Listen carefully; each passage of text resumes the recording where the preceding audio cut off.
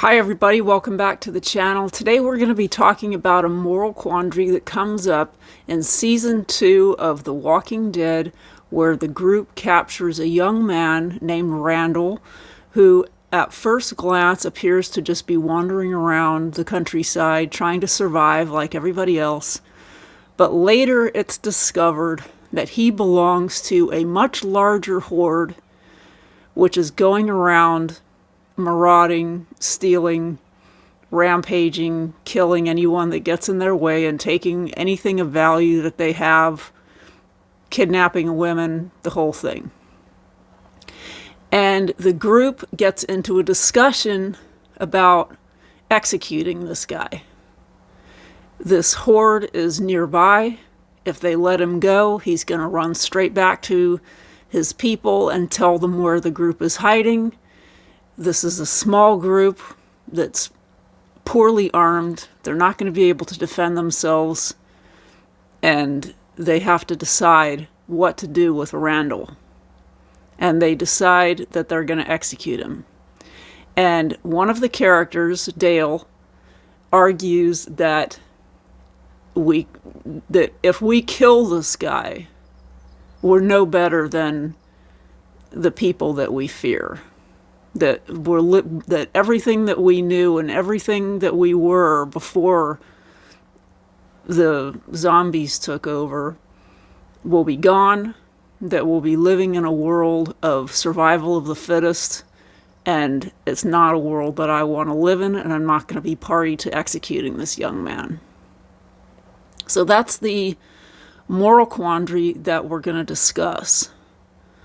So first of all, let's assume, for the sake of argument, that this group, this small group of maybe 10 or 15 people, are the only moral people left in the world, and that everyone else on the entire planet is either already a zombie or they've gone over to the dark side and they're one of these marauders that's out to just rape and pillage and steal and kill, and they don't care who they hurt. And they're not interested in law and order or anything like that. And don't forget that the leader of this small group of moral loners is Rick.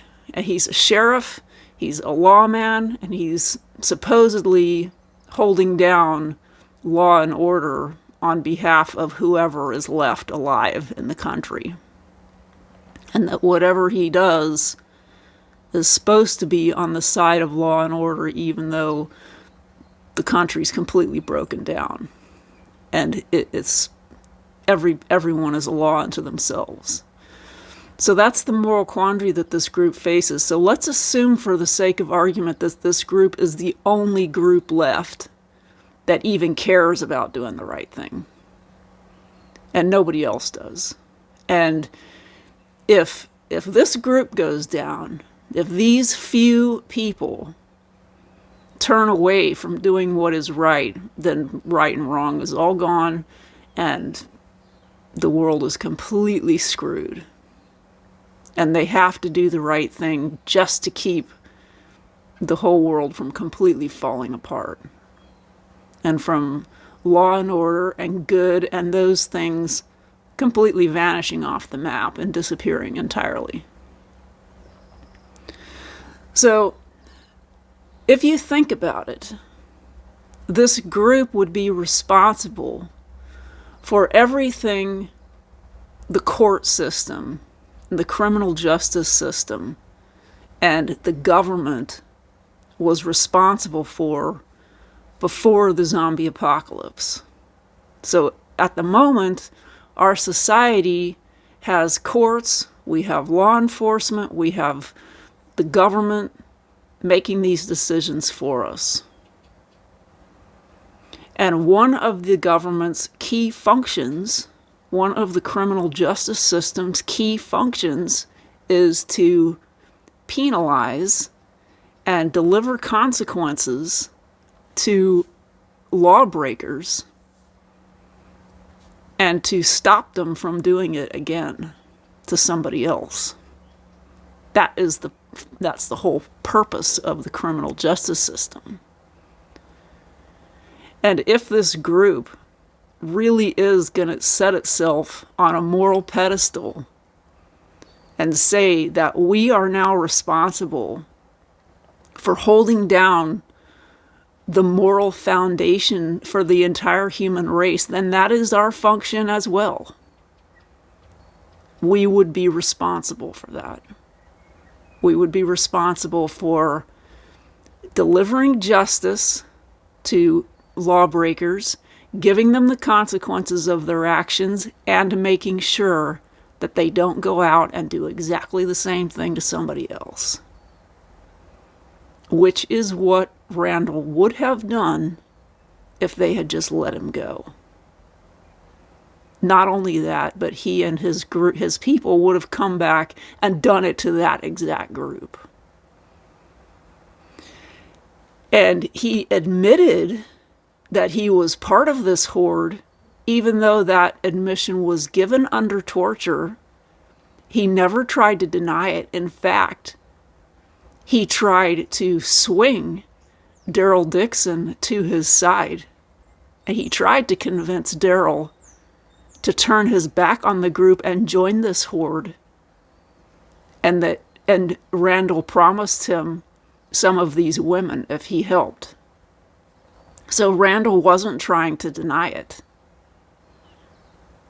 And the other possibility, if the group is going to set itself up as the law enforcement agency, the only law enforcement agency left in the world, the only other option to stop Randall from going out and doing exactly the same thing would be to keep him locked up, probably for the rest of his life. Because that's exactly what he said he was going to do. And this group was so small and so lacking in resources that there's no way that could ever have been feasible. They never could have kept him under guard. That would have taken people away from actually defending the group against both the zombies and all the other marauders. And because of what he said, none of the women in the group would have been able to guard him. That would have been a recipe for disaster. And because this group is almost 50% women, that means that some of the men would have had to guard him, which means that they wouldn't be there to defend the group from all the other threats. So that's a completely unrealistic expectation. At no time, ever, did Randall ever say that he wanted to join this group. He never expressed any remorse for what he had done. He never said that he wanted to change his ways. He basically openly admitted that he had no remorse and that he would go out and do it again.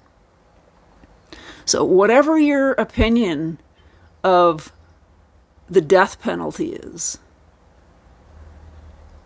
sometimes, the point of the criminal justice system is to remove these people from society so they're not out there doing something far, far worse than they would be suffering if they did undergo the death penalty. For most of these people, the death penalty is a far more merciless fate than they've given to their victims. Most of the time, the death penalty is a drop in the ocean compared to what these people have done. And there's no chance that they should ever be free. That's ridiculous when you think about the damage that they've done to both their victims and the survivors.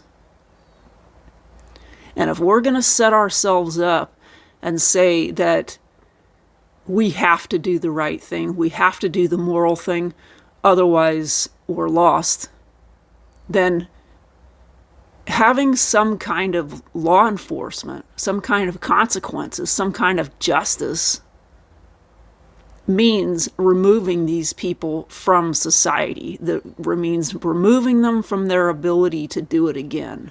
And later on in the series, Rick is in exactly the same situation with someone who did wrong the group and who is begging for their life. And he actually says, you might not do it to us, but you're going to go do it to somebody else, aren't you? And he kills the person. And that's exactly the reality of the criminal justice system. You might not approve of the criminal justice system. I'm not saying that it's perfect. It does have its flaws, but it is a necessary element of any civilized society. And unless you're going to come up with some alternative, all these people on the internet who are saying that all the prisoners should be just set free and we should disband the prison system, that is absolutely ridiculous. There might be a small handful of people in there who are innocent, but the vast majority did in fact do what they have been convicted of. They're not innocent. They're in there because they broke the law. And most of them have not received a sentence anywhere even close to the wrong that they have done. So the idea of just turning everybody loose and not having any kind of criminal justice system or any kind of incarceration system, it doesn't work. It is true that the racial profile of prisoners in the prison system is vastly skewed towards certain racial demographics. You can't say that the system is racist. That's not the same thing. Because certain racial groups, like Asians, like Japanese and Chinese and Indians, are vastly underrepresented in the prison system. Much less represented than whites. The reason why certain racial groups are more heavily represented in the incarcerated population is because of things like poverty and the breakdown of the family and the absence of positive male role models is far more directly correlated to the rates of incarceration than race. The level of poverty and the level of family disintegration is much more directly correlated to whether somebody's going to wind up in prison regardless of race. And that's why these certain other non-white races are so vastly underrepresented in the prison population. Because they have a far lower rate of poverty and they have a far lower rate of family disintegration, even less than whites. So I'm not saying that the prison system is perfect, but what's the alternative?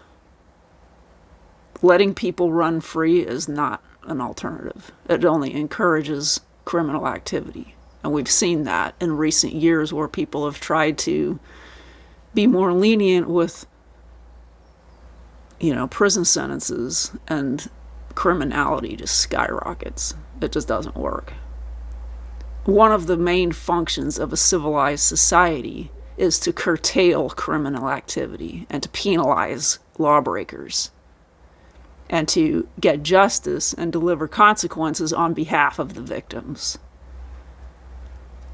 And in a situation where law and order has broken down, the right thing to do is to continue upholding those institutions. Letting everybody live is not an option. Letting everybody walk free and continue to do whatever they please, that is not doing the right thing. So I hope you got something out of this video. We'll be back next week.